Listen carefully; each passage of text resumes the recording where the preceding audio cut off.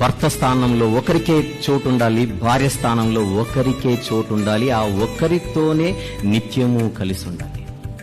పొరపాటున కూడా నేను నీతో నిత్యము కలిసి ఉంటాను అనడానికి బదులుగా నేను నీతో కూడా నిత్యము కలిసి ఉంటాను అన్నారనుకోండి, చచ్చింది గొర్రె.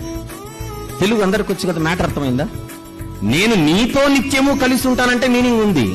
పొర్రపాటున నేను నీతో కూడా నిత్యము ఉంటాను కా మతలబ్ క్యా హై? నిత్యము ఒకరితోనే కలిసి ఉండాలి. ఇది అందరికి అప్లై అవుతుంది, ఇది అందరికీ అప్లై అవుతుంది. భర్తగా ఒకరికే స్థానం, భార్యగా ఒక్కరికే స్థానం.